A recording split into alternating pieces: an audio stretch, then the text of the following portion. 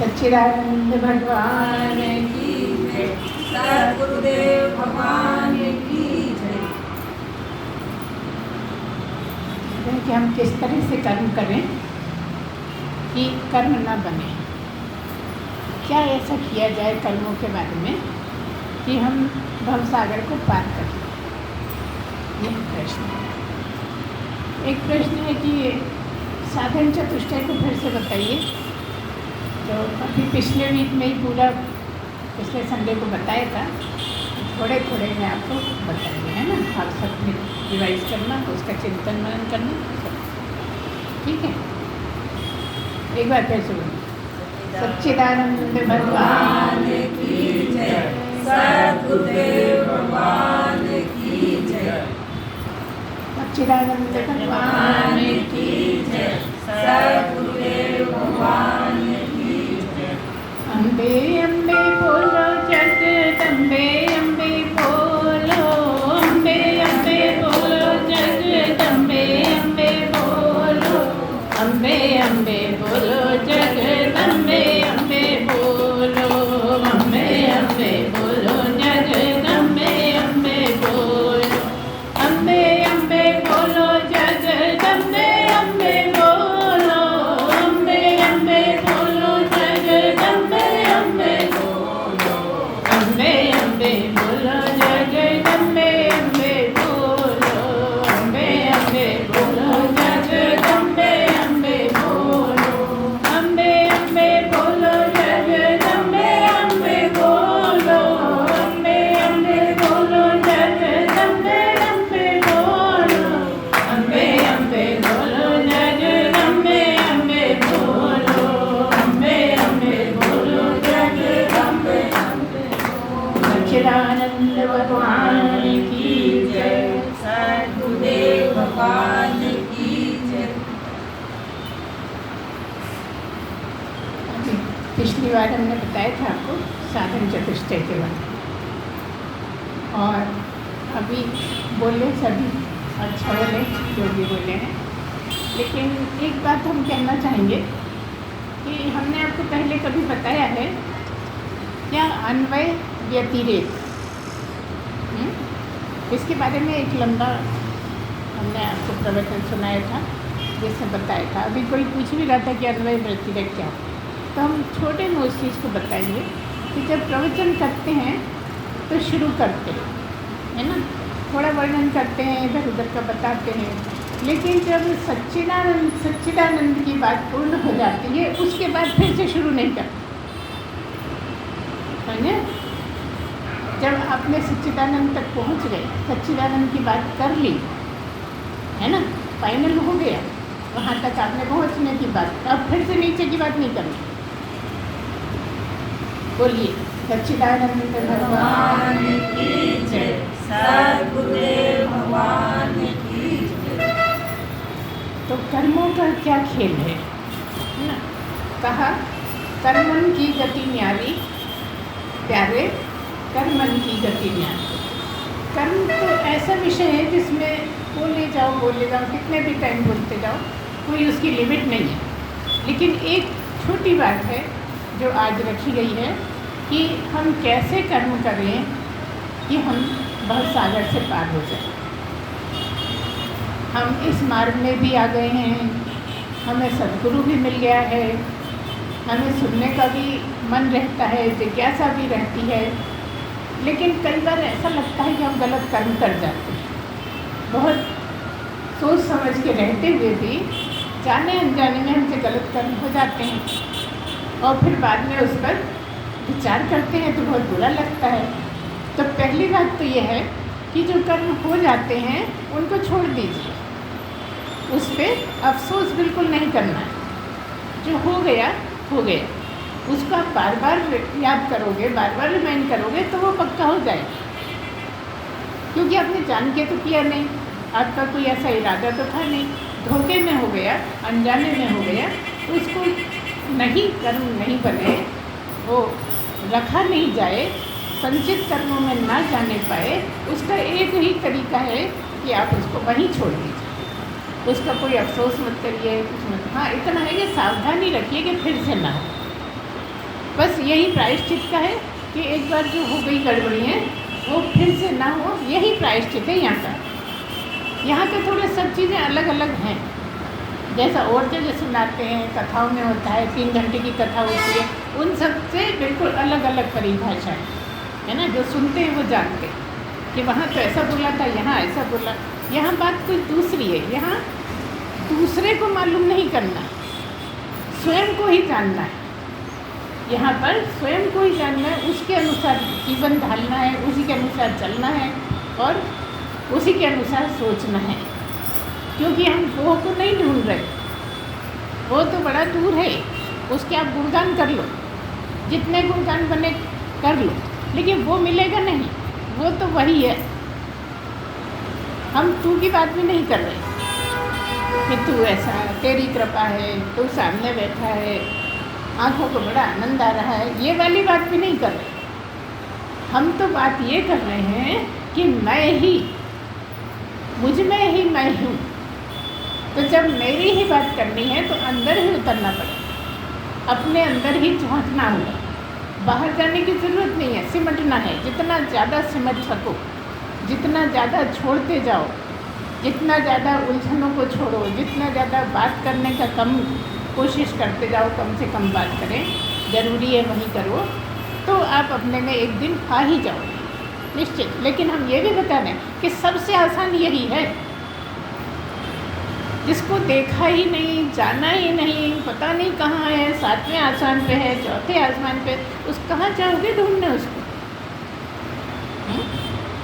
सामने है तो रूप दिखता है ना, आकार दिखता है, उसको तो हम नहला रहे हैं। नहला रहे हैं कि नहीं पता, हम स्वयं नहा लेते हैं लेकिन मुझको नहलाना पड़ता है। हम तो उसकी बात कर रहे हैं जो तुम्हारे अंदर बैठा है। तुम स्वयं नहाते हो लेकिन वो बैठा है, उसके होते हुए तुम नहाते हो, उसके होते हुए तुम खाते हो, उसके होते हुए तुम चलते हो, उसके होते हुए तुम जीवित रहते हो। कौन जीवित रहता है? जिसको अभी तुम मैं कहते हो, जिसको तुम अभी मैं कहते हो, अभी जिसको मैं जानते हो, वो किस पे आधारित है? असली मैं। तो असली मैं की खोज है यहाँ तो, इसीलिए बहुत ज़्यादा सूक्ष्म चर्चाएँ हैं, ऊपर से जाती हैं, सही लगती नहीं हैं, ऐसा लगता है गप हैं बस, फालतू की बातें। हमने तो ऐसा कहीं सुना नहीं जो ये बोलती हैं, पता नहीं कैसी कैसी बात करती हैं, मैं गले ही नहीं उतरता। ठीक है, वो अपनी अपनी पात्रता है, पहले से ही आदमी बना है, तैयार हुआ है कि इसको किधर जाना है, क्यों जाना है, कैसे जाना है, क्या कारण है। पिछले जन्मों से चली आ रही है यात्रा, जिसकी जैसी यात्रा चली आ रही है वही मार्ग अच्छा लगता है, वही मार्ग समझ में भी आएगा, और जो समझ में आएगा भी तो वह आपको पकड़ में नहीं आएगा। क्योंकि आप जब अध्यात्म की बात करोगे तो क्या कथा कहानियों से काम नहीं चल पाए। कथा कहानियाँ तो कथा कहानियाँ हैं, हम तो परम आनंद को ढूंढ रहे हैं और वो मुझसे हट के है ही नहीं। हम दुखी हो जाते हैं जगत में, हम दुखी हो जाते हैं घटनाओं में। अगर हम इनसे इतना लगाव न रखें तो हम तो परम आनंद स्वयं ही हैं, हमसे अलग है ही नहीं। जिसको हम ढूंढते हैं वो तो मैं ही हूँ। तो जब ये बात आती है कि मैं ही हूँ तो थोड़ा सा सामने वाले को अहंकार जैसा लगता है। अहम ब्रह्मास्मि शिवोहम, है ना, ऐसा लगता है। अच्छा, अपने आप को शिव बोलते हैं, तो हम तो यहाँ पे हमेशा से आप ही को बोल रहे कि तू ही शिव है, तू जान अपने को, तू शिव है, तू ही आत्मा है, तू ही परमात्मा है। तो स्वयं को झांक तो सही, स्वयं को ढूंढ तो सही, स्वयं में लीन तो हो, तो जान जाएगा। और में दूर हटना है, विस्तार करना है। यहाँ पर बिल्कुल संक्षेप, अपनी तरफ सिमटते चले आना है। जितना ज़्यादा अपने में सिमटोगे, जितना ज़्यादा चिंतन मनन करोगे, अपना ही, यहाँ दूसरे का काम ही नहीं। यहाँ तो चिंतन मनन अपना ही करना है कि वो कौन हूँ आखिर मैं, जो सब में रहता हूँ, मैं वो कौन हूँ जो सब में रहता हूँ और सब मैं ही हो गया हूँ। ये हूँ के हो गया हूँ, बस जानना है मुझे मुझको। जो मैं सब में बैठा हूँ वही मुझे जानना है। अब जब उसको जानना है तो हर चीज़ पे ध्यान जाता है ना। कैसे खाएं, कैसे बैठें, कैसे चलें, कैसे बात करें, किससे बात करें, किससे नहीं करें, कितनी बात करें, कितनी नहीं करें, है ना। हर चीज़ पे बहुत ध्यान देना पड़ता है। इसी तरह से कर्मों पर भी ध्यान देना पड़ता है। जो ज़रूरी है वो करते जाइए, बाकी आप मगन रहिए आनंद में। आप कहोगे अभी तो आनंद मिला ही नहीं, अभी कैसे मगन रहें? नहीं, आप तो हर वक्त आनंद ही हैं। बस महसूस करना है कि वो कौन सा आनंद है ना। और आप रहते हैं, जब आपको कोई चिंता नहीं होती तो आप आनंद में ही होते हैं, ध्यान नहीं देते। कभी आप कोई ग्रंथ पढ़ रहे होते हैं, शास्त्र पढ़ रहे होते हैं, तो उसमें आनंद में डूब जाते हैं कि नहीं बीच बीच में, है ना। जो बात आपको समझ में आती है, जो बात आपको सच्ची लगती है, जो आपको लगता है हाँ ऐसा ही है, मुझे भी ऐसा लगता है, तो आप आनंद में डूबते हैं कि नहीं? याद करिए कि क्या कि कहाँ आनंद में डूब जाते। तो ऐसे ही आपको हमेशा अपने ही आनंद में, मतलब स्वयं में कौन हूँ, मैं आनंद स्वरूप ही हूँ, तो मैं मेरे ही आनंद में डूबा रहूँ। इतना ही करना है कि मुझे अपने ही आनंद में डूबना है। अब हम पड़ोसी के आनंद में, भाई बहन के आनंद में, रिश्तेदारों के आनंद में झांकते रहते हैं। अकेले होते हैं तो भी झांकते रहते हैं, बहुत दूर दूर है रिश्तेदार तो भी उन्हीं की बात सोचते रहते हैं। जहाँ फुर्सत मिले अपने में ही जाना है ना। जब अपने में ही जाओगे तो आपसे कर्म गलत होंगे ही नहीं, है ना। अब बात ये कि कर्म कर रहे हैं तो कैसे करें। कर्म जो कर रहे हो उसको आपको ये मानना है कि मैं कुछ करता ही नहीं। जब आपको ऐसा लगता है कि मैं करता हूँ, तो फिर आप इसका याद करते हो कि मैं करता हूँ, मतलब इस पे ध्यान है कि मैं करता हूँ। हम कह रहे हैं जो आप हो वो करते ही नहीं कुछ, आत्मा कुछ करती ही नहीं। जब आत्मा कुछ करती ही नहीं तो वो अकर्ता है ना। और आप आत्मा हैं तो आप अकर्ता हुए कि नहीं? जब आप अकर्ता हुए, आप कुछ करते ही नहीं, तो आपके कर्म बनेंगे क्यों? भाव पर बनाना है, कुछ करना ही नहीं कि मैं तो आत्मा हूँ, सब ये प्रकृति करती रहती है। हमने आपको बहुत बार बताया कि एक कौन है जो संसार को रचते हैं, कौन है जो पैदा करते हैं? ब्रह्मा, ठीक है। कौन है जो पालन करते हैं? विष्णु, है ना। कौन है जो संहार करते हैं? ठीक है ना। तीनों को आप जानते। जब भी इन तीनों की बात होगी तो एक चौथे को याद रखना है, प्रकृति। करना कराना कहाँ है? प्रकृति में है। मैं कुछ करता ही नहीं, और ये मैं हुई ही नहीं, मैं प्रकृति हुई ही नहीं, है ना। पंचभूत से प्रकृति बनी है और मैं पंचभूत नहीं हूँ, मैं तो आत्मा हूँ जिससे सब कुछ बन गया है। जिससे सब कुछ बन गया है वो मैं हूँ, मैं पंचभूत नहीं हूँ।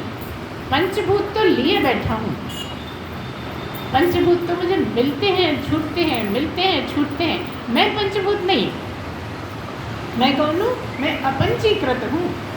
ये पंचीकृत है और मैं अपंचीकृत हूँ, और अपंचीकृत में कुछ करना कराना नहीं है, अच्छा बुरा नहीं है, मरना पैदा होना नहीं है, ठीक है ना। इतना ही तो ध्यान रखना कि मैं तो अपंचीकृत हूँ, अर्थात प्रकृति नहीं हूँ। पंचभूत का ये बना हुआ शरीर है ना। और शरीर में करना कराना है, तो मैं कुछ करता ही नहीं, तो मेरे कर्म बनेंगे क्यों? अब ये बात हो रही कि आप कहें कि मैं कुछ करता नहीं हूँ, 2 थप्पड़ लगा दिए किसी को, बताओ। थप्पड़ जब भी लगाएगा आदमी तो अहंकार से लगाएगा, गाली देगा तो अहंकार से ही देगा, और अकर्ता में कहीं अहंकार नहीं। समझ आ रही बात क्या कह रहे हैं? करता है मतलब अहंकार है, अकर्ता है मतलब अहंकार का नाम और निशान है। कर सब रहा है, लेकिन अहंकार बिल्कुल भी नहीं है। अहंकार कब आएगा? जब मैं करता हूँ।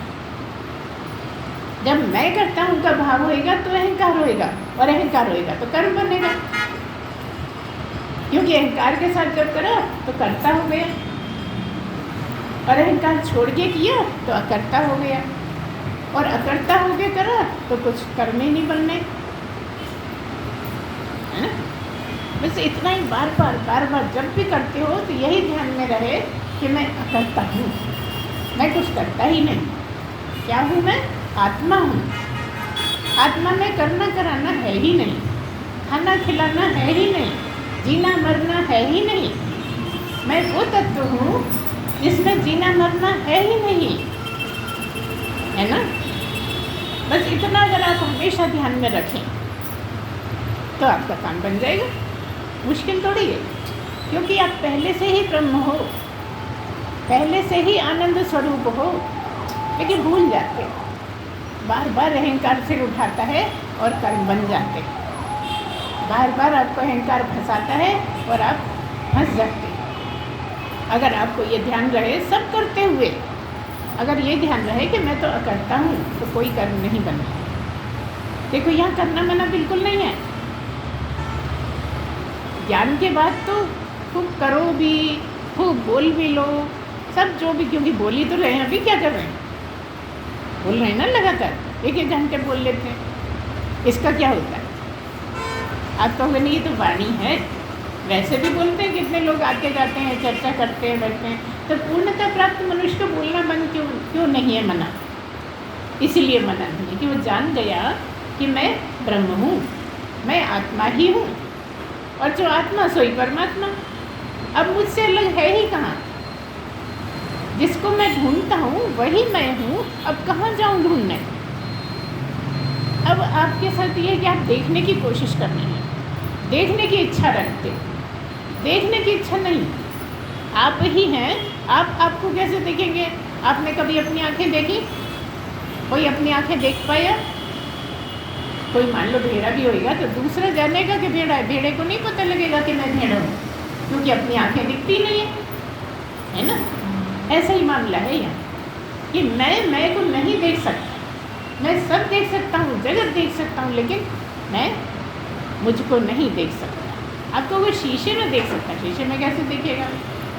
शीशे में जो आपका दायां है वो बायां हो गया, बायां दायां हो गया, और वो आप है ही नहीं। आप शीशे के इधर हैं, शीशे के उधर तो आपकी परछाई है।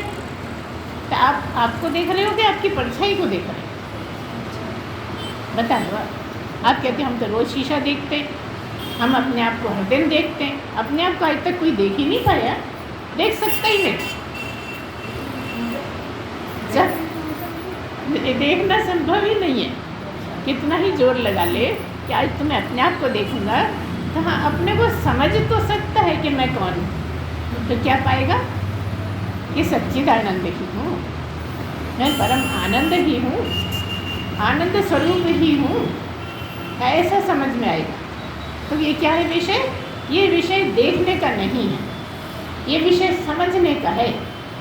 यहाँ ये बहुत तेज चाहिए, जो बहुत बारीक बात को समझ सके, जो हवा में से भी बात ले ले, ऐसा मस्तिष्क चाहिए। और आपको नहीं, हमारा कैसे नहीं, सबके पास है। वो जैसी आपकी इच्छा जागती है वैसा भगवान तैयार कर देते हैं। आप देखिए जगत में भी कई बार बहुत कुछ बुद्धू बच्चे रहते हैं बचपन में, लेकिन धीरे धीरे उनकी बुद्धि इतनी विकसित हो जाती है कि बहुत कठिन पढ़ाई कर लेते हैं, बहुत कठिन बात समझ लेते हैं, है ना, क्योंकि वो लगातार अच्छी तरफ चल रहे हैं। उससे विपरीत देखिए, कई बार बचपन में बड़ा तेज होता है बच्चा, बहुत होशियार होता है, लेकिन गलत कामों में पड़ जाता है, गलत बातों में पड़ जाता है, गलत संगत में पड़ जाता है, तो बड़े होते उसकी बुद्धि कमज़ोर हो जाती है। आप जगत में देखिए स्वयं, ऐसा सब जगह होता है कि अगर बच्चा गलत काम में पड़ गया है तो उसकी बुद्धि तेज नहीं रहेगी। अब आप ओसामा बिन लादेन इतने गलत काम करता था, तब भी उसकी बुद्धि तो बड़ी, सब लोग कहते थे बड़ी तेज थी, है ना।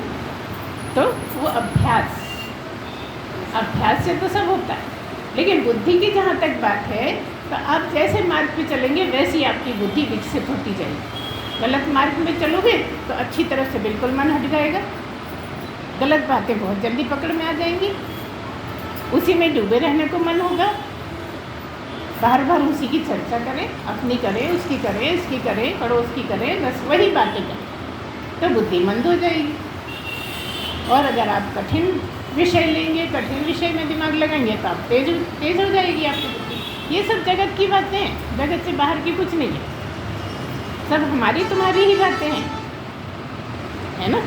इस पर तो आपको लगता होगा कि भाई आप रोज़मर्रा की ज़िंदगी में देखते रहते हैं बच्चों को। कई बच्चे होते हैं बचपन से ही बड़े होनहार होते हैं, परमात्मा को चाहते हैं, भगवान से बड़े प्रेरित रहते हैं, और अगर वो उसी मार्ग पे चलते रहे तो आगे चल के ज्ञानी भी हो जाते हैं।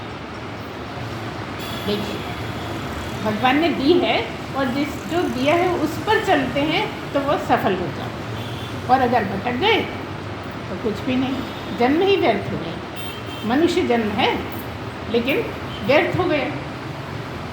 तो बस हमें खाली अपने कामों पे, अपनी बातों पे, अपने रहन सहन पे, कितना खा रहे हैं, क्या खा रहे हैं, कैसे खा रहे हैं, यही तक भी देखना पड़ता है। और कई बार तो सांस को भी देखना पड़ता है, सांस पर भी ध्यान देना पड़ता है। आप तो छोटी छोटी बातों को ही अवॉइड कर देते हो, ध्यान ही नहीं देते हो। इससे क्या होता है, हम तो ज्ञान समझते रहते हैं, हम तो ज्ञान के भजन गाते हैं, हमें तो ज्ञान समझ में आता है ना, ऐसे ही सोचते हो आप। लेकिन यहाँ समझने की बात है कि मैं हूँ कौन। अगर ये जिस क्षण आपको ये समझ में आ जाएगा कि मैं कौन हूँ, काम पूरा, है ना। विश्वास होता है कि नहीं, ऐसा ही है। वो कौन कराएगा, ये गुण स्टेशन पे हो जाएगा। नहीं, वो क्या होता है, मसाले वसाले बेचता है उस दुकान पे नहीं, वो तो सदगुरु ही कराएगा, क्योंकि कह दिया है ये गुण साधन ते नहीं हुई, तुम्हारी कृपा पाए कोई कोई। मतलब क्या हुआ कि सदगुरु के मुख से ही करवा देगा, सदगुरु की श्रद्धा से ही हो जाएगा, सदगुरु को चाहने भर से ही हो जाएगा। कई बार हमने आपको पहले भी बताया है कि कई बार गुरु मार देता है और उससे ज्ञान हो जाता है, और आपको श्रद्धा नहीं है तो मारना ही आपको बहुत बुरा लगेगा। इसलिए थोड़ी हमने गुरु बनाया कि वो मार दे हमें। सदगुरु का तो मारना भी बहुत आशीर्वाद है। आप तो बिल्कुल शुरू हो जाते हो, पिल जाते हो, बहस करने लगते हो, हर कुछ बोलने लगते हो। अगर गुरु को कुछ कह जाता है, बुरा लग जाता है, तो हर कुछ बोलने लगते। वो समझ ही नहीं पाते कि ये क्या है, भाव क्या है। क्यों? क्योंकि अहंकार मरता नहीं। अहंकार ही आपको सही मार्ग पे चलने ही नहीं देता। मेरा भी अस्तित्व है, मैं भी कुछ हूँ, मुझे भी समझो मैं क्या हूँ, ये चीज़ जिद करती है आपको, और बार बार आपको वशीभूत कर देती है कि अपना अस्तित्व बना के चल, अपने को समाज में ये बता के चल कि मैं भी कुछ हूँ, ऐसा ही अरग नहीं, और बस वहीं बात हो जाती। जब आपने थोड़ा भी आपके अहंकार ने सिर उठाया तो समझो आप नीचे ही जाओगे, आप बातें कितनी भी कर लो। इसलिए जो ऐसा मानता है कि मैं ही शिव हूँ, वो शिव नहीं है, है ना। कई बार हमने आपको बताया कि जो ऐसा मानता है कि मैं तो हो गया, मेरी तो पूर्णता हो गई, उसकी बिल्कुल नहीं हुई। मानने का क्या मतलब, जो बोलता है, दूसरों से कहता है कि मेरा तो हो गया, मैं तो हो गया पूर्ण, अब मेरे में कोई कसर ही नहीं है। नहीं, अभी बहुत कसर है, क्योंकि अभी अहंकार बोल रहा है कि मेरे में कसर नहीं है ना। अगर मेरे में कसर नहीं है, अहंकार बिल्कुल नहीं होगा कि भला मैं क्या, कहाँ वो, कहाँ मैं।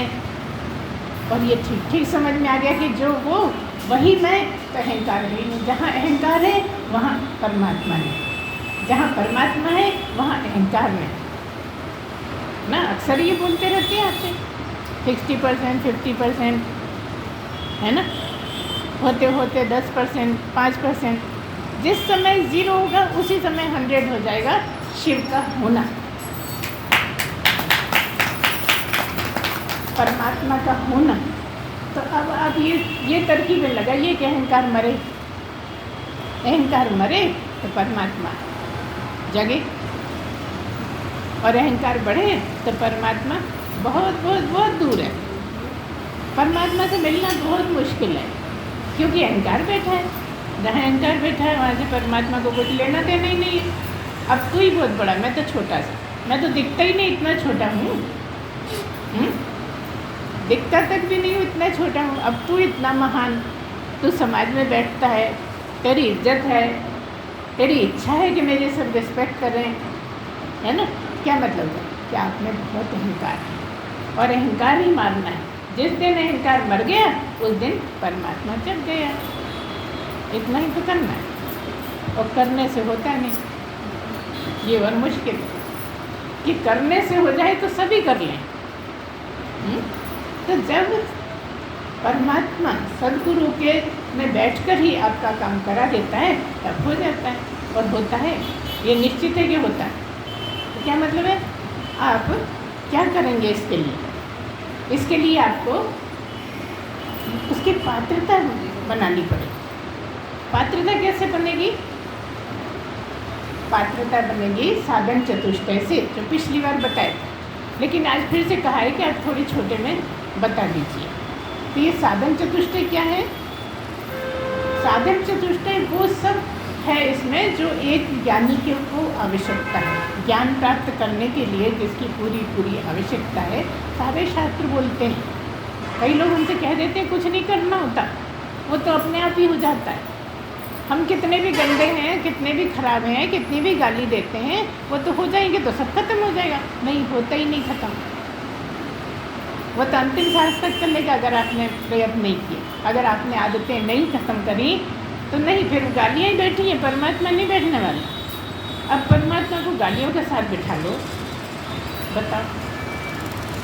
दिवाली के दिन पूजा करते हो, उसमें कितनी सफाई करते हो कि थोड़ा सा भी कचरा न रह जाए, किसी कोने में थोड़ा कचरा नहीं रह जाए। लक्ष्मी जी को स्थापित करना है यहाँ, और अंदर के कचरे को भरे रहो, परमात्मा आ जाएंगे। खूब गालियाँ दो, खूब लड़ो झगड़ो, खूब बुरा भला बोलो, पर हम तो ज्ञान प्राप्त करके बताएंगे, है ना। सारी चीज़ें हैं, अहंकार भी है, झगड़ा भी है, गाली भी है, बुरा करने का स्वभाव है, और अहंकार भी। हो जाएंगे हम तो, अरे हो क्या जाएंगे, अब तो हैं ही, पहले से ही हैं। इसको कौन नकार सकता है कि पहले से नहीं? आप हैं तभी तो ये चल रहा है। जिसको आप मैं कहते हो वो जब भी चल रहा है, क्योंकि आप हैं, मतलब आपकी असली मैं है। असली मैं होने से ये नकली मैं चलती रहती। नकली मैंने बहुत उधर मचा रखा है, इसीलिए उसको बकरे से तुलना करते हैं कि मैं करता रहता है ना। मैं उसकी ख़त्म ही नहीं होती, अहंकार ख़त्म ही नहीं होता। जब मर जाता है, आजकल तो दूसरी तरह से बनाने लगे हैं, रुई धुनकर जो बनाते हैं, नायलॉन वगैरह के धागे बनाते हैं, उससे करते हैं। लेकिन पहले कोई तरीका ही नहीं था, केवल बकरे के जो एलिमेंट्री कैनाल रहती है, आंत रहती है, उसमें से जो तार निकालते थे, उससे धुनकर की धुनने वाली वो बनाई जाती थी, है ना। जब मर जाता है और उसके तार निकालते हैं अंदर से, आंत में से, और धनुष बनाते हैं, सब जानते हैं ना। क्यों? जो रुई धुनकर रहते हैं उनके पास रहती है, पहले धनुष वाले तरीके से ही धुनकर धुना करते थे। तो तब क्या होता है, जब उसे धुनता है तब आ जाती है तू तू तू तू, ऐसे आवाज आती। जो मैं करता रहा, वो बाद में तू करने लगता। मेरे कब जीते जी कर लेता तो काम बन जाता। इसी तरह हम लोग लगे रहते, मैं तू का ध्यान नहीं आता। अब आप कहोगे आप तो मैं की बात कर रही हो, लेकिन समझ का ही तो फेर है सारा। सारा समझ का ही फेर है। यहाँ पर भी दो मैं हैं, है ना, एक असली मैं है और एक जैसे तू तू तू, एक यहाँ भी तू है कि नहीं, ये दूसरा ही है। जिसको तुम पहला माने बैठे हो ये दूसरा है, तुम पहले हो। जो तुम नहीं दिखते वो पहले हो और ये दूसरा है। जैसे ये दूसरे दूसरे दूसरे, ऐसे ही ये भी दूसरा। बस इतना अंतर है कि इनके लिए आपको सब नहलाना धुलाना कपड़े बदलना करना नहीं करना पड़ता और इसकी सेवा करनी पड़ती है। और आप कहते हैं तो बड़ा बेकार है, बड़ा गंदा है, ऐसा है वैसा है, लापरवाही कर देते हो तो आप परमात्मा को पा ही नहीं सकते। क्योंकि एक कंडीशन ये भी है कि परमात्मा को पाने के लिए जिसको जिज्ञासा है, जो चल रहा है, वो स्वस्थ होना चाहिए। इसलिए जब परमात्मा को पाने चलते हैं, जो लोग मेहनत करते हैं, जो स्वस्थ होगा वही मेहनत कर पाएगा। नहीं तो टांग दुख रही है, सिर दुख रहा है, गला दुख रहा है, यही चलता रहेगा। जो पूर्ण स्वस्थ होता है और खूब शक्तिशाली होता है वही पाता है। बाद में शक्ति खत्म। अभी ऐसी हालत है, उनके यहाँ गए थे तो उनकी बहू ने बच्चा दे दिया हमारे गोदी में कि अभी पहली बार आप गोदी ले लो। छोटा सा बच्चा है, अभी 3-4 महीने का होगा। हमसे उठाते ही नहीं मन रहा इतना सा। अब शर्म भी आ रही है कि कहेंगे तो अभी तो हमने दिया, अभी ये दे रही, वो संभल ही नहीं है। फिर बोलना ही पड़ा मजबूरी में कि लो संभालो। ऐसी हालत हो जाती। जो हम इतने स्ट्रांग थे कि कितना भी काम करते ही जाते थे, थकना जानते ही नहीं थे। अब बड़ी मुश्किल पड़ती, करते सब है अभी। देखिए करना भी मना है यहाँ, लेकिन सब करते हैं। कौन करता है? प्रकृति कर रही है, हम थोड़ी कर रहे हैं, है ना। हमने जब ये जाना और माना कि मैं नहीं करता ये करता है, तभी तो प्राप्ति हुई। अगर ये सोचें कि मैं करता ही रहता हूँ, मैंने तो बहुत किया है कि नहीं, तो करना तो ज़रूरी है। इस मार्ग में करना इसलिए ज़रूरी है कि कर्म करने से ही कर्म कटते हैं।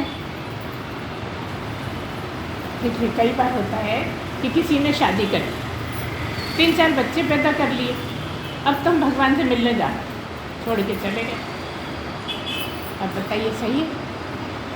वो कर्तव्य रह गया आपका, वो आपको पहुंचने ही नहीं देगा। जो बच्चे पैदा किए हैं उनका पालन पोषण करना है, उनको सही मार्ग पे लाना है, उनको पढ़ाना लिखाना है। ये सब आपके हिस्से का था जो आपने नहीं किया। आप क्या समझ रहे हो? प्राप्ति नहीं हुई, जीवन व्यर्थ हो गया। नहीं, आपने उनका कर्ज लेके जा रहे हो, इसलिए नहीं हुआ। कर्ज तो निपटाना ही पड़ेगा। नहीं तो पैदा क्यों किए? पहले ही चले जाते। शादी क्यों की? दूसरी लड़की को क्यों तंग करते हो? आपने शादी भी कर ली, बच्चे भी पैदा कर लिए, अब भगवान से मिलने जा रहे हैं। और आप कह सकते हो कि आप कहती हो शादी क्यों की? परमात्मा से मिलने के लिए। तलाक क्यों किया? परमात्मा से मिलने के लिए, है ना। अब दोनों बातें आपस में उल्टी लगती हैं। लेकिन आपको ठीक यही तो सब समझना है। ये इतना बारीक विषय है कि एक ही जगह दोनों चीज़ें रखी। हर जगह जहाँ ये बात रखी है उससे विपरीत भी रखी है। तो समझना इतना ही है कि मैं मरता हूँ। कौन मरता है? मैं मरता ही नहीं। अब भी कहा कि मैं मरता हूँ, मैं मरता हूँ, पैदा होता हूँ, मरता हूँ, पैदा होता हूँ, और तुरंत के तुरंत कह दिया मैं मरता ही नहीं, मैं तो अमर हूँ। अब बताओ कौन सी बात कर ले? दोनों सही है ना। पूरा यही चलता है अध्यात्म। इसीलिए इसमें बुद्धि बहुत करनी चाहिए। कब हमने कहा मरता हूँ तो कौन मरेगा, और कब ये कह दिया कि नहीं मरता है तो कौन नहीं मरेगा। अब कई लोग कहते हैं अपनी ही बात काट देते हैं। अभी कह दिया कि नहीं मरता और थोड़ी देर में कहने लगते मर जाता हूँ। अभी कह रहे थे नहीं मरता हूँ और थोड़ी देर में कहने लगे मर। अब तुम्हारी खोपड़ी में आए तब तो तुम्हें समझ में आए कि कौन मरता है कौन नहीं मरता। ये बहुत ऊंची चीज़ है।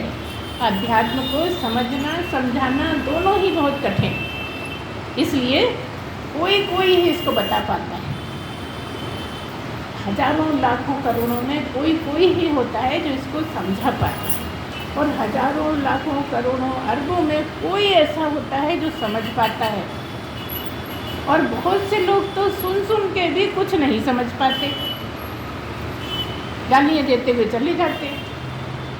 क्या है ये? कोई सत्संग है? कोई सत्संग जैसी बात ही नहीं हो रही, भगवान की कोई बात ही नहीं हो रही, है ना। इस तरह का होता है, तो वो सब समझने की बात है। और इसीलिए हम शुरू में आपको सब कुछ बता देते हैं, बीच बीच में पूछ भी लेते हैं कि सही समझ में आ रहा है कि नहीं आ रहा है, इसलिए प्रश्न भी करने पड़ते हैं। और देखिए जब प्राप्ति हो जाती है ना, तब भी टेस्ट यही है कि पूछ पूछ के पता लगता है कि आप कितना जाने। एक अष्टावक्र किताब है, सभी जानते हैं, यहाँ पे जितने लोग बैठे हैं, उसमें यही है कि पहले राजा जनक को अष्टावक्र ज्ञान दे देते हैं, और जब ज्ञान हो जाता है तब जनक से प्रश्न पूछते हैं,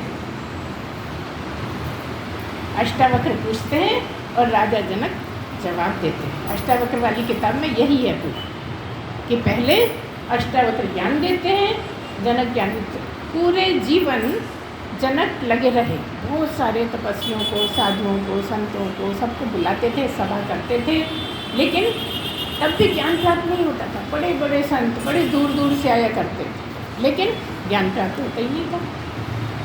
कितनी बातें जान गए थे, जैसे सुन जाते हैं, कथा सुनने वाले लोग बहुत बातें जानते हैं, हम कुछ नहीं जानते।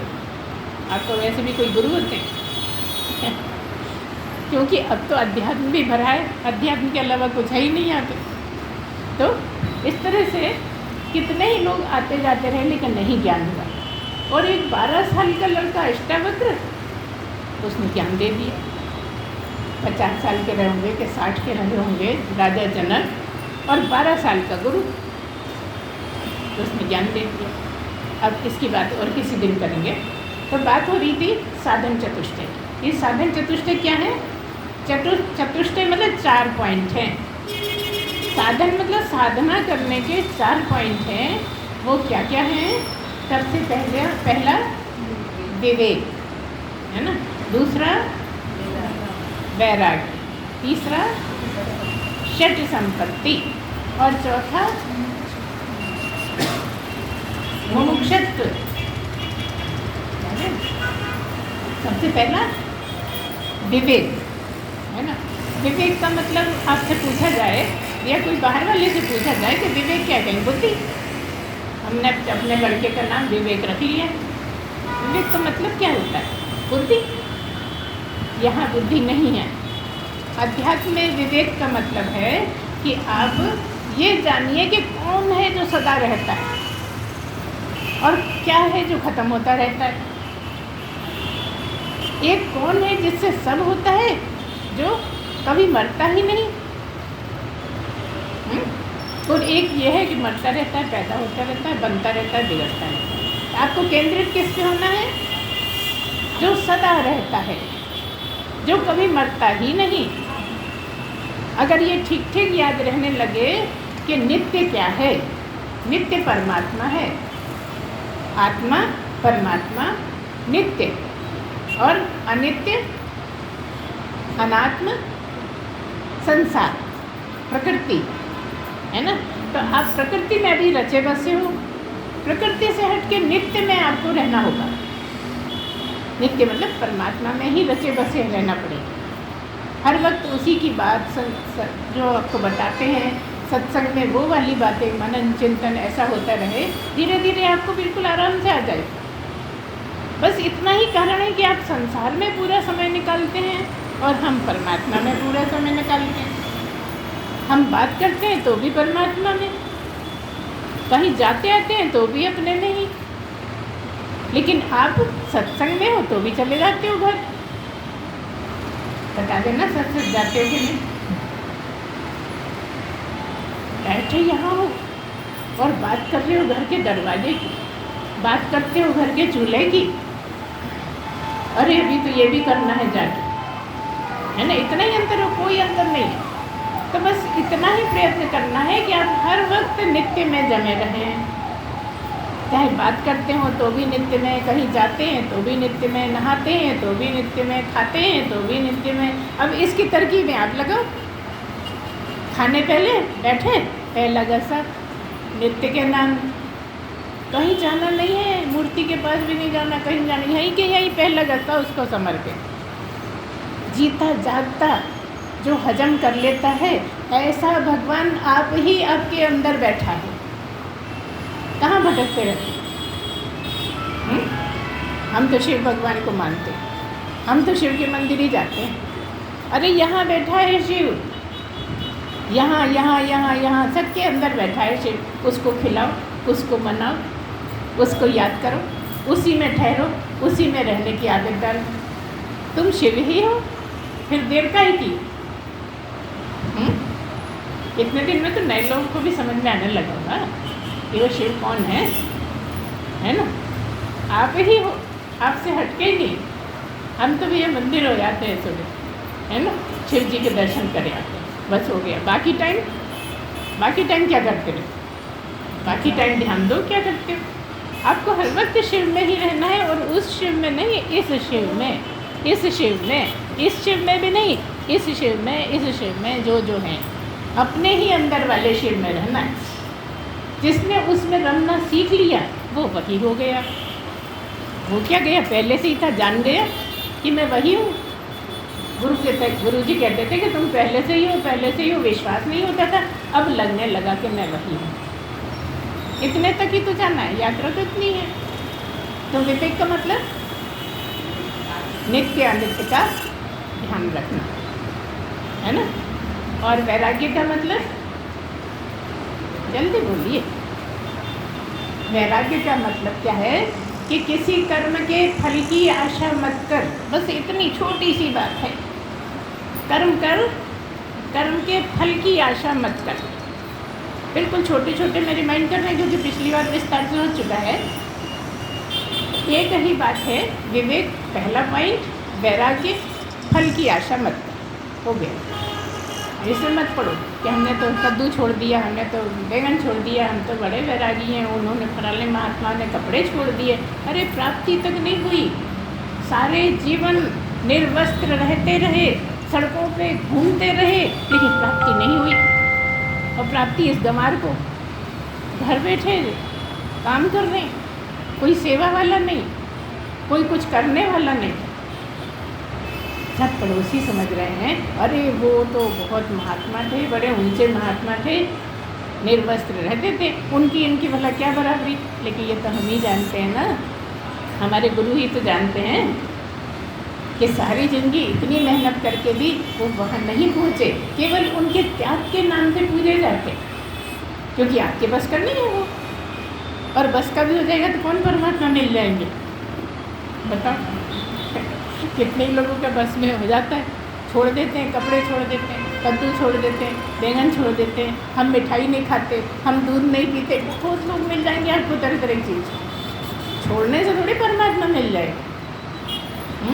बस नियत खाना है, निश्चित खाना है, ज़्यादा नहीं खाना है, ज़्यादा खाने से नहीं मिलना, भूखे रहने से भी नहीं मिलने हैं।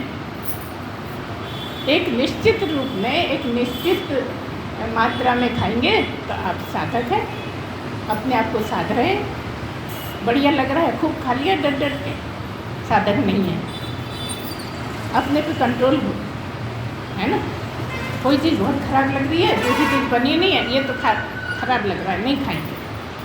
आपको इतना अपने इंद्रियों पे कंट्रोल करना पड़ेगा, क्योंकि यहाँ सारा कुछ तपस्या आपके पास ही है। इंद्रियों पे कंट्रोल का मतलब आँखों पे कंट्रोल, हाथों पे कंट्रोल, नाक पे कंट्रोल, कानों पे कंट्रोल। कैसे करोगे भला? इतना आसान है? करो तो बहुत आसान है, बस मन रीझ जाए कि मैं तो करूँगा। भागा जा रहा है मनुष्य जीवन, मुझे तो करना ही है। बाकी देखो, खाना हर, जितनी भी तुम जन्म लिए तरह तरह के, खाना हर एक में खाया ना, है ना। अच्छा, सेक्स भी हर जगह किया, गाय बने, बैल बने, कुछ भी बने, है ना। बच्चे पैदा हर एक जन्म में किया। एक यही तो एक काम था जो यहाँ पे करना था। थोड़ा कम खा। अब लोग क्या सोचते हैं, मनुष्य बने खूब बढ़िया बढ़िया माल खाएंगे। अरे वो तो झूठी पतली पड़ी रहती ना, उसमें भी खाई जाते हैं, चाट जाते हैं कि नहीं, सारी पतलें चाट जाते हैं, उनको भी मिल ही जाता है। लेकिन यहाँ जो मिलना था उसके लिए तो हमने परवाह नहीं करी।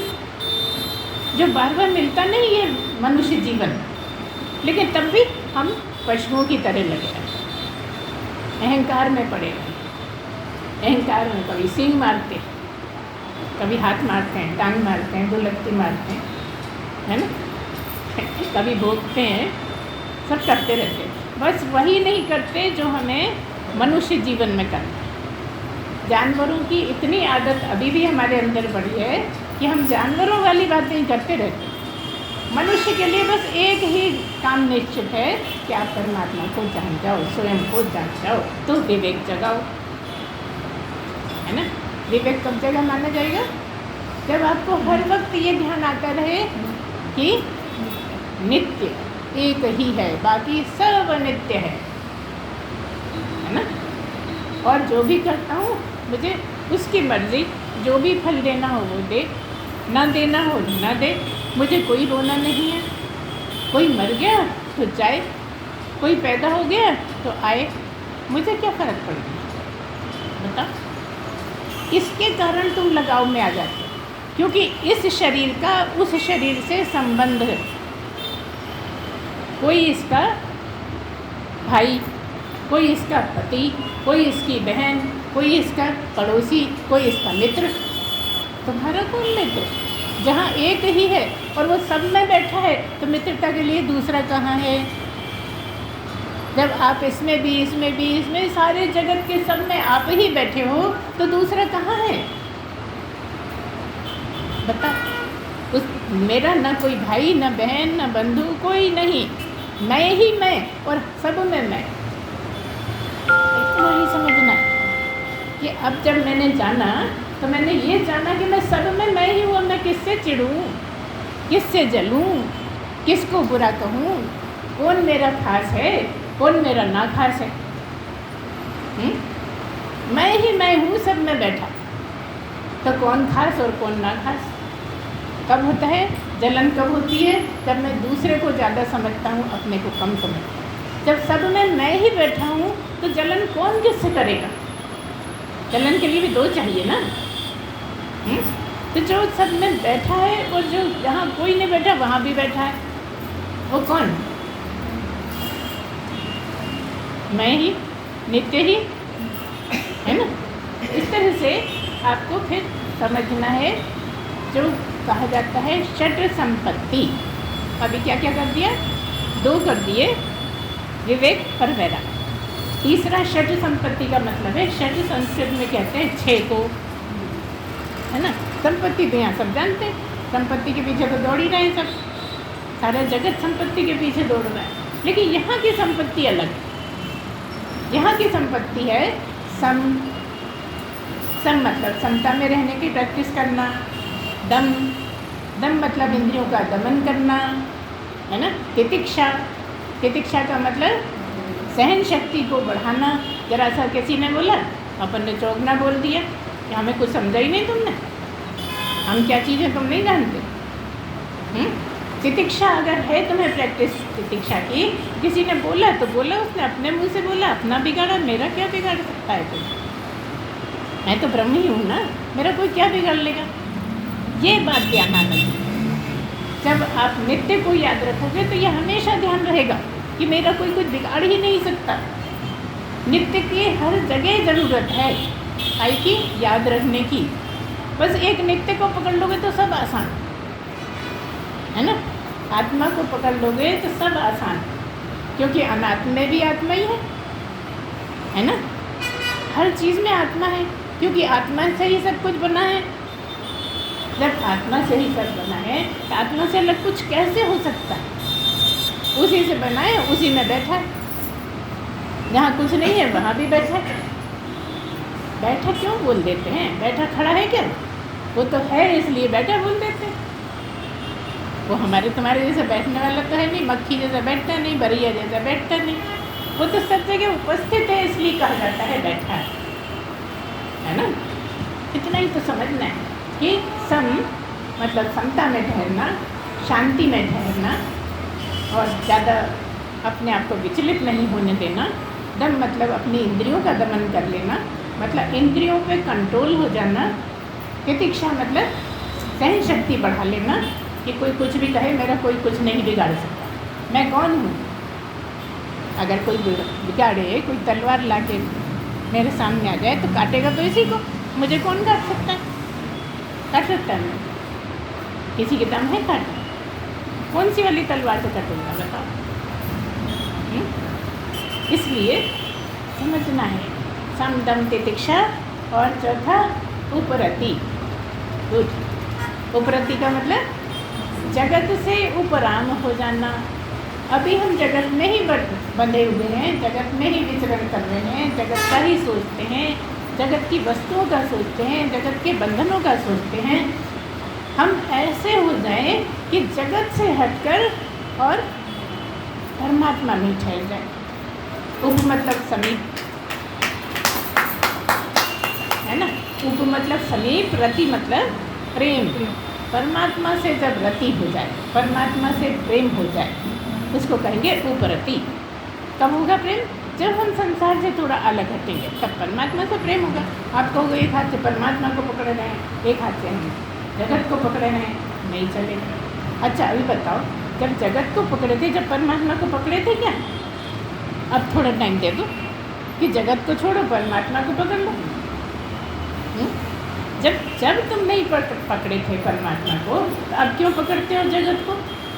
देखो हम फिर कह दें, ये काम सब कर सकते हो, सबसे बोल सकते हो, किसी से लड़ाई नहीं करना। अरे हम तो जगत छोड़ दिया, हम मुझसे बिल्कुल नहीं बोलते। अरे तुमने क्या छोड़ दिया? तुम क्या छोड़ सकते हो? सारा जगत तुम में बसा हुआ है, तुम छोड़ोगे कैसे? सारा जगत तुमसे ही हुआ है और तुम ही हो पूरे जगत में, पूरे ब्रह्मांड में तुम हो, तो छोड़ के कहाँ जाओगे? छोड़ना बस यहाँ है, खोपड़ी में जो भर रखा है। आदमी है तो औरतों को भर रखा है, औरत है तो आदमियों को भर रखा है। ये समझ में आ जाए, ना औरत ना आदमी, मैं ही मैं, सब में मैं ही हूँ। तो देखो आपको ये ध्यान ही नहीं आएगा कि मैं महिला हूँ कि पुरुष हूँ। आप करके देखिए, ऐसा होता है। आपको जब तक ये भाव रहेगा कि मैं महिला हूँ तो अलग भाव रहेगा, मैं पुरुष हूँ तो अलग भाव रहेगा, और जब ये हो जाएगा कि मैं तो आनंद में ही हूँ, परम आनंद में ही हूँ, तुम तो सभी में। किससे क्या दूरी बनाओ? सब में। ना आपको कोई परेशानी लगेगी बात करने में, ना पास बैठने में परेशानी। ये महसूस ही नहीं होगा कि ये स्त्री है मैं पुरुष हूँ, ये पुरुष है मैं महिला हूँ, ऐसा लगेगा ही नहीं। तब जानना कि पूर्णता हो गई। अभी तो जरा बच के, अरे पास ही सरकता आ रहा, मैं इससे दूर जा रही हूँ, ये देखो पास ही सरकता है। अभी ऐसा लगता है, भले ही नहीं सरकता मगर लगेगा, क्योंकि महिला पुरुष में भेद करे हुए ना। जब मैं महिला नहीं पुरुष नहीं तो भेद काहे का? बहुत कठिन है इतना कर पाए। इसलिए ही तो जन्मों की यात्रा है, बहुत प्रैक्टिस चाहिए। इसका मतलब ये नहीं है कि आप जाके खस के बैठें, इसलिए नहीं बता रहे। महसूस होना, अनुभव होना, अंतर से जो लगता है ना पर वो नहीं लगे, इतना ही करना है। और इतना ही करने में बड़े पापड़ बेलने पड़ते हैं, और आप क्या करोगे वही करवा देता है। आपकी इच्छा देख के करवा देता है। आपको हमारी इच्छा ही नहीं है, वो तो करवा देता है, वही करवा देगा। कुछ नहीं होना है। इच्छा इतनी तीव्र हो जाए, जिज्ञासा बहुत तीव्र हो जाए तो वो सब करा देता। कराता सब वही है। आप कुछ कर ही नहीं सकते। आप प्रार्थना कर सकते, आप प्रयास कर सकते, आप चाहत बना सकते, लेकिन करने कराने वाला वही है जो अंदर बैठा है। आपको लगता नहीं मैं करता हूँ, मैं ऐसा करूँगा, मैंने देखो तीर मार के इतना बड़ा तीर मार लिया, मैंने ऐसा कर लिया। जब साधक आपस में बैठते हैं ना तो बताते हैं हमने इतना कर लिया, हमने। अरे तुम क्या करोगे? तुम्हारी औकात ही नहीं है कि करता वो तो वही जादू कर देता है। करना हो तो उसको बस उसको, इसलिए हम आखिरी में कह देते कि रिझा लो। किस किस को रिझाते फिरती हो जगत में? एक परमात्मा को रिझा लो तो सारे काम पूरे मनुष्य जीवन में। अगर रिझा सको तो रिझाओ। हम चैलेंज करते, कौन रिझा सकता है बताओ? जो उसको खुश कर ले। जिसने उसको खुश कर लिया उसका आ गया परमानंद में। अब बचा क्या उसको करने? तो आगे श्रद्धा है ना, फिर से बोलते हैं क्या? सम दम तितिक्षा उपरति और श्रद्धा। श्रद्धा की बहुत आवश्यकता है। बिना श्रद्धा के कुछ नहीं हो सकता। श्रद्धा तो हम बताते हैं आपको, गुरु पे बहुत ज़्यादा विश्वास, इतना ज़्यादा कि और किसी पे उतना हो ही नहीं। अपने शास्त्रों पर और गुरु पे इतना ज़्यादा विश्वास कि कोई कर ही ना सके और किसी चीज़ पर, तो फिर हो जाता है। इसलिए प्राप्ति के टाइम पे असीम श्रद्धा हो जाती है। गुरु से इतनी ज़्यादा श्रद्धा हो जाती है कि उसको नाप तोल कर ही नहीं जा सकती। दो शरीर एक जान जैसे हो जाते, एक ही स्थिति बन जाती। अलग अलग शरीर होते हुए एक ही स्थिति जिस क्षण बन जाएगी उसी क्षण प्राप्ति हो जाएगी। तो वो कैसे होगी? बहुत ज़्यादा याद में रहना, बहुत ज़्यादा प्रेम करना। यहाँ मनुष्यों का प्रेम नहीं है, इसका बार बार ध्यान रखना। मनुष्यों का प्रेम करके ही तो बहक जाते हैं, इतने जो बदनाम हो जाते हैं, इतने आश्रम वगैरह सब इसी चक्कर में तो गड़बड़ हो जाते हैं। अच्छी खासी तपस्या चल रही है, कोई शिष्य बहुत प्रेम कर रहा है, बस आ गए चक्कर में, वही सारा कबाड़ा। अच्छे चोटी पे पहुंचने ही वाले थे कि गिर गए ज़मीन पे, गड्ढे में चले गए, ज़मीन पे भी नहीं, है ना। इसलिए शुद्ध प्रेम केवल परमात्मा से हो सकता है और होता है, और कहीं शुद्ध है ही नहीं प्रेम। तो जो गुरु को परमात्मा की जगह बिठा ले, जो गुरु को परमात्मा की दृष्टि से देखने लगे, वो कर पाता है, कर लेता है। तो देखो हमारे गुरु कोई महिला नहीं थे, लेकिन इतनी असीम श्रद्धा कि बताने की बात ही नहीं है। वो तो हम ही जान सकते हैं, दूसरा कैसे जाने। तुम्हारी श्रद्धा तुम जानो, हमारी श्रद्धा हम जानेंगे, लेकिन तुम्हारी श्रद्धा हम जान लेंगे क्योंकि हम वहाँ से गुजर चुके, इसलिए हम जान लेंगे। तुम हमारी श्रद्धा नहीं जान पाओगे, है ना। तो अपनी श्रद्धा इतनी ज़्यादा कि अगर वो तलवार लेके भी खड़ा हो जाए तो आपको डरना नहीं। क्या भाव रहे कि मेरे भले के लिए ही लाए होंगे तलवार। आप भागोगे, अरे हमने इसलिए थोड़ी गुरु बनाया था कि तलवार से काटने आ जाए हमें। नहीं, आपको गहरी श्रद्धा है, ये मेरा गुरु है, ये गलत कर ही नहीं सकता। हो सकता है मैं गलत कर बैठूँ, लेकिन ये नहीं करेगा मेरा गलत। इस गहराई को पकड़ पाना, इस गहराई को समझ पाना हो जाता है। इस तरह से लगातार आप समझते रहिए। सम दम तितिक्षा उपरति और श्रद्धा। अब होगा ये 5 पॉइंट खूब ज़्यादा कमा लिया। ये 5 तरह की आपने खूब ज़्यादा कमाई कर ली, मतलब कोई लिमिट ही नहीं हो, इतनी असीम कमाई कर ली आपने। तो क्या होगा? अब आपको गुरु की बातों का समाधान होने लगेगा। अभी तक कितनी बार ही सुनाते हैं, कितनी बार पूछते हो, लेकिन समाधान नहीं होता। जब ये 5 चीज़ें आपकी खूब मजबूत हो जाएंगी तो जो गुरु जो कहना चाह रहा है वही पकड़ लोगे तुम। अभी पकड़ नहीं पाते, लगता है कि हमने पकड़ ली, हर एक यही समझता है हमने समझ लिया, लेकिन तुम कुछ और समझ रहे हो, ये कुछ और समझ रहे हैं, ये कुछ और समझ रहे हैं। सब अपनी अपनी स्थिति के अनुसार से समझ रहे हैं और जान रहे हैं मैं तो समझ गया, है ना। इस तरह से समाधान होने के बाद, जैसे ही समाधान होने लगेगा तो आपका मुमुक्षत्व मतलब परमात्मा को पाने की इच्छा असीम हो जाएगी। फिर ना खाना अच्छा लगेगा, ना पहनना अच्छा लगेगा, ना उड़ना अच्छा लगेगा, ना कहीं जाना अच्छा लगेगा। बस एक ही धुन के कब मिल जाए, कब प्राप्ति हो जाए। और जब ऐसी बिल्कुल अंतिम सीमा पे आपकी ये आ जाएगी, श्रद्धा समाधान मोक्षत्व प्राप्ति हो जाएगी। होना थोड़ी ये पहले से ही है प्राप्त, समझ में आ जाएगा। समझने के लिए तो आते हैं, सुनने के लिए आते हैं, समझने के लिए आते हैं कि वो समझ में आ जाए कि मैं कौन हूँ, वो नहीं मैं। इसीलिए यहाँ मैं की बात है, क्योंकि मैं को मैं ही समझ सकता हूँ। मुझे समझने के लिए मेरा ही होना ज़रूरी है। अच्छा, तुम अगर सो रहे हो तो तुम्हारा होना ज़रूरी है कि नहीं? खा रहे हो तो तुम्हारा होना ज़रूरी है कि नहीं? जा रहे हो तो तुम्हारा होना ज़रूरी है कि नहीं? जो भी कर रहे हो तो तुम हो तभी तो ना। जब तुम ही हो और तुम्हारे होने से ही सब होता है तो किसको ढूंढोगे? वापस लौटो, अपनी तरफ आओ। कहीं जाना नहीं है, आप तो बस अपनी तरफ आ जाओ कि काम बन जाएगा, है ना। तो क्या होता है, बस इतना ही होता है कि आप लगन लग जाए, परमात्मा में लीन हो जाओ, परमात्मा को हर वक्त याद करो। अब याद करने का ऐसा मतलब नहीं रहता कि किसी ने, अरे मैं तो परमात्मा को याद कर, क्यों बोल दिया तूने बीच में, ऐसा नहीं है।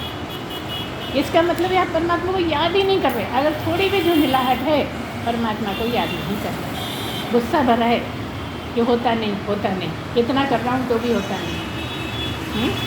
अब वो इतना बड़ा ब्रह्मांड में समाया हुआ और तुम्हारी छोटी सी इतना बड़ा ब्रह्मांड और इतना सा कमरा तुम्हारे पास, बताओ कैसे समाए। तो समझ में आ जाए तो ये कमरा ही पूरे ब्रह्मांड में पहुंच जाए, काम बन जाए, है ना। इतना ही है और कुछ करना ही नहीं है। अगर आप ठीक ठीक समझ लें तो जो गुरु कह रहा है वही आपको ठीक ठीक समझ में आएगा, और जो समझ में आ गया तो फिर वही समझ में आ गया जिसको समझने चल रहे हो, है ना। तो यहाँ की तपस्या क्या है, दूसरों को गाली देना, अपनी तारीफ करना, क्या है तपस्या में, बस उसमें मगन रहना। परमात्मा में मगन रहना मतलब आनंद में मगन रहना। तो आनंद में रहना सीख जाओ, आसान है, मुश्किल नहीं है। किसी ने गाली दे दी, मज़े आ रहे हैं, कर सकते हो। किसी ने गाली दे दी और मज़े आ रहे, अरे मेरे कर्म काट दिए इसने, तो थैंक यू, मन में बोल दिया थैंक यू, इसने कुछ एक दो मेरे कर्म ले लिए। अब बताओ उसने कर्म ले लिए, तुम्हारे तो खुश होना चाहिए, दुखी? तुम तो झुंझुला के 4 गाली दे देते हो।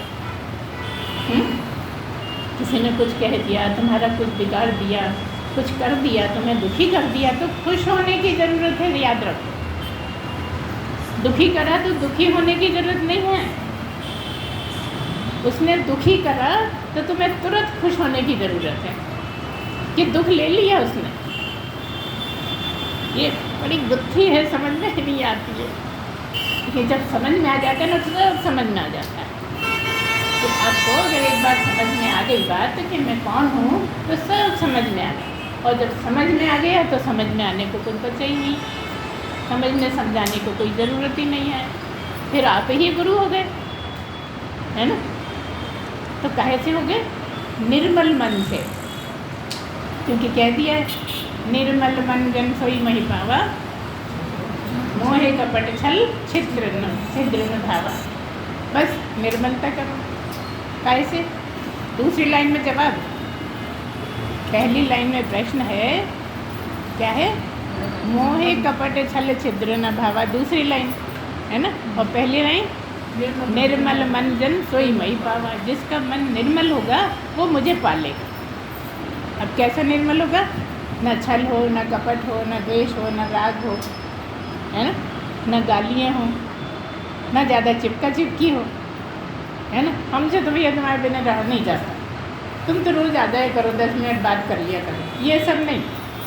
एक वही, उसी से ही बात करो, उसी से ही मिलो, उसी की याद करो, उसी में रमे रहो। जब सब पूरे टाइम तो उसी में रह रहे तो होगी कैसे नहीं गलत? वो तो हो ही तुम, जो अंदर बैठा है वही तुम हो, और उसी में हो तो तुम तो हो ही हो, जो हो पहले से ही हो, उसी में आ गए ना, तो करने को क्या बचा। इस तरह से कबीरदास के लिए भी कहा है, क्या कहते हैं, क्या रे रुक तो सुन तो, क्योंकि मन ऐसो निर्मल भयो जैसे गंगा नीर, पाछे पाछे हरि फिरे कहत कबीर कबीर। रुक तो जरा, मेरी बात तो सुन। इतना प्रेम हो जाए, किसमें होगा? निर्मल मन में ही प्रेम होगा।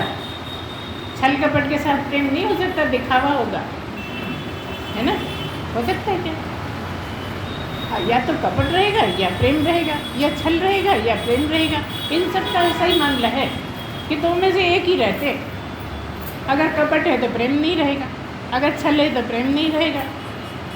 तो इन सब को मारना कठिन है ना, आसान है वैसे। मन बन जाए तो कुछ कठिन नहीं, और मन नहीं बने तो मारे मारे नहीं मरते।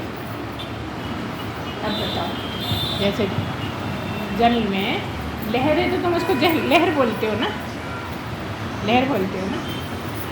अब जल तो ये है और लहर ये है ना। अब तुम लहर ले आओ हमारे लिए, क्या लाओगे? जल ही लाओगे ना। हमने तुमसे कहा था लहर लाओ, तुम ले आए जल, तो वो क्या है?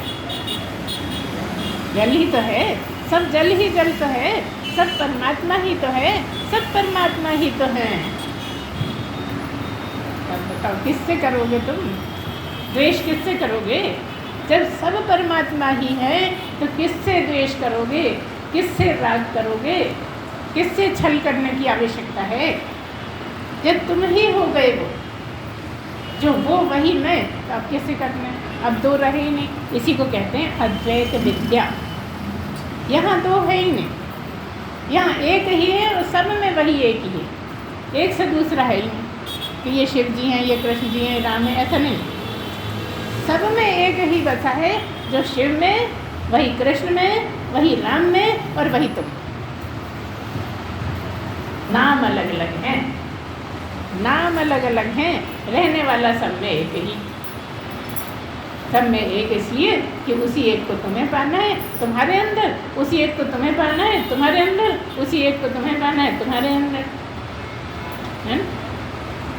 कि गुरु के अंदर पाओगे तुम ही नहीं। गुरु को मानना पड़ेगा, गुरु को वो मानना पड़ेगा जिसको ढूंढते हो। और ये मानना बहुत बहुत बहुत कठिन है, आसान नहीं है ना। लगता तो है, हम तो बहुत चाहते हैं, पदार्थों से नहीं। एक ही तो मन है। थोड़ा सा भाई को दे रखा है, थोड़ा सा पत्नी को दे रखा है, थोड़ा सा पड़ोसी को, थोड़ा मित्र को, सारा का सारा गुरु को दे दो।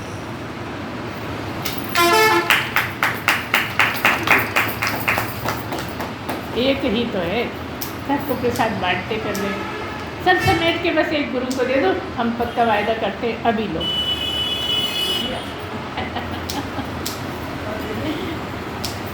है ना, कठिन कुछ भी नहीं है।